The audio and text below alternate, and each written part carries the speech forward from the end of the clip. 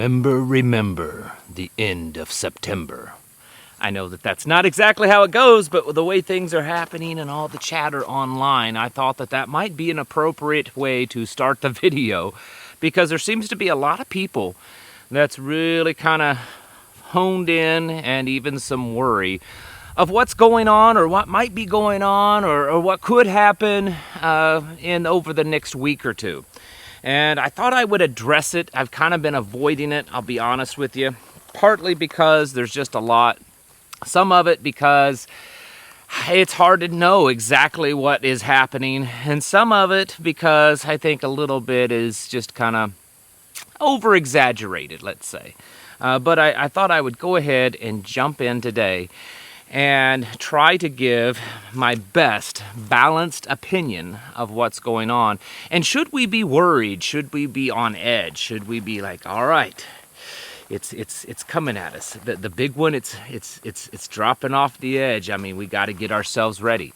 My opinion, to begin with, is that we should really always kind of be in that state. It doesn't mean that you're, stiff as a board and you're totally focused on, combat at every moment. Of course you have to have downtime. Even the most trained warriors have to have some downtime.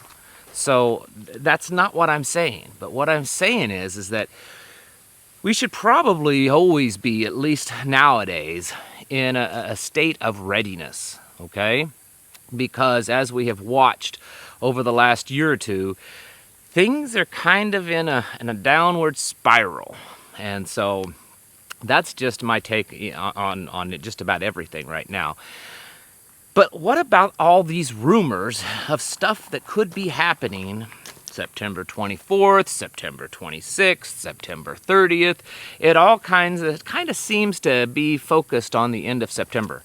And while I may not go into each one of these theories in depth, and I'm sure I'll probably miss a few, because it seems like every day I get an email from someone, or I see something that it's a new, different take, or something new that could happen at the end of September. So, forgive me if I forget all of them. Again, I think that we live in a world of extremes. And extremes, while they can be good at times, they tend to just be too extreme. And maybe we should have a little bit more balanced opinion of what's going on, or at least look into things and don't immediately jump to conclusions and just believe everything that we see online. And this isn't just talking about the far left. I mean, the news media, CNN, MSNBC, all of those, it's lies and spins and incorrect inaccuracies, but it's the same way on the right, okay? The right's doing the same thing. And there's all kinds of conspiracies out there that, I hate to burst your bubble, but I don't think that there's a whole lot of legitimacy to them. I'm not saying all of them. I'm just saying that there are a few out there. There are definitely some things that's happening right now, and that is expected to happen over the next week or two, that could certainly mean that something is going on. I mean, just like the unusualness of several major cities having, out of nowhere, all of a sudden, they're all preppers, and they're encouraging their citizens to be preppers, and they're handing out bug-out bags, and they're telling people to get kind of ready. You should have some supplies, and most of these events are happening on September 24th. Kind of interesting. Is it a coincidence? I don't like coincidences, because I don't usually believe that they exist in most cases, but this one could be just a coincidence. It's Preparedness Month, and I believe the 24th, isn't that the last Saturday of the month? So, let's end the Preparedness Month with a big bang and give out some cheap Chinese-made, bug-out bag junk. It could just be something as simple as that. But there could be more. One thing we know for certain is in the last 24 hours, things have kind of heated up over on the Russia front. With Russia and Ukraine, Russia has partially mobilized its military. Putin announced that, I believe it was yesterday evening, that It's not a full declaration of war. And for those of you that don't know this, Russia has not declared war on Ukraine. It's more of what we would call a police action. Kind of like what we do all the time when we go into countries. You know, we haven't declared wars in a long time. So it's more of a police action. And according to Russian law, just like many countries, it kind of hampers them in what they can do. So they have announced that it's a partial mobilization. So they'll be calling up reservists. They could, call up conscriptions, meaning they could draft people. And already, since this is announced, I want you to watch this little loop here, this video clip. This is the flight tracker radar leaving Moscow and St. Petersburg, Russia. Since this announcement has happened, these are flights all leaving out. There's hardly any flights coming in to Moscow and Russia. These are all leaving. The word on the street is in Russia that there are no available flights anymore. They are completely sold out. Everyone is getting the heck out of Dodge. Is it simply because they don't want to be drafted? That's probably the majority of the reasons. Maybe they know something that we don't. Maybe it's not just that he made this announcement that they could do this. He made this announcement because there's a definite plan that over the next days and weeks to drastically escalate the actions that they're doing in Ukraine. I don't know. I don't have any inside knowledge, but definitely the people in Russia seem to be a little concerned and they're getting out. Or this could be people that aren't Russians that are getting out. Who knows? But it's definitely a lot of flights leaving those two major cities. There's other things going on. Xi Jinping told the Chinese military that they needed to start prepping for war. I don't know that that's that big of a deal because that kind of stuff is said often. But he did say that in the last couple of days to prep for war. Now, on to some of a little bit more conspiracy theory. You know, there's things like, that German politician that said that, September 24th. There's a lot of evidence indicating that he misspoke, that he meant February 24th, but we don't really know what his intentions were. And so there's a lot of people worried about that. This is I think it's the 26th is the end of the Shemitah, which is the end of the Jewish calendar, or when the end of the 7 years of Jubilee. Typically, not always, but typically, this is when economies kind of go crazy. Our stock market has gone through some kind of crash just about every time this happens.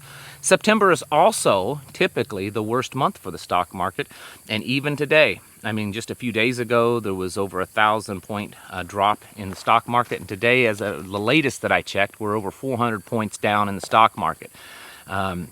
Federal Reserve has increased the interest rates another 0.75%. Not too big of a shock.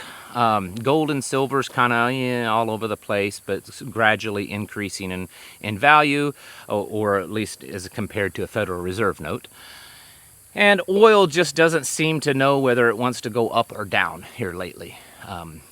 So there's a lot of stuff there that's happening, and a lot of concern. I'm personally, and this is just my opinion, and I'm not telling you should agree with me. In fact, you should never just fully agree with me. I want you to question the things that I say and to do your own research, and not just watch my videos and say, oh, Travis said this, that's what must be, going to happen. No, do your own research, get out there and dig around, because I am not perfect, and sometimes I make mistakes. But this one is definitely pretty solid, and it's something that we've talked about a couple of times on here, and that is the Pope in the Vatican has announced that come September 30th is the deadline, that all monies and valuables and assets that the Vatican have control of need to be returned to Rome. They need to be returned to the Vatican. They have their own little bank there, and they're saying that everyone all over the world needs to bring it back home. To me, that's one of the biggest things. What's happening that they need to pull that back? Are they expecting global economic crashes? Which there's a lot of people saying that. Are they expecting, this global surge to central bank digital currencies? Well, we already know that that's happening. It's happening all over. There's over 100 or right around 100 nations right now that are actively working on it, including the one that most of you are sitting in right now. So that one, I feel personally, is one of the... I keep hearing something over here splashing in the water. That's the one that I think is personally one of the bigger concerns. There are other things, I'm sure, that's been talked about that could be happening come, the end of September, or, the Federal Reserve announced that their Fed Now, which is the stepping stone towards CBDC, is happening pretty much already the middle of September, and we've already passed that.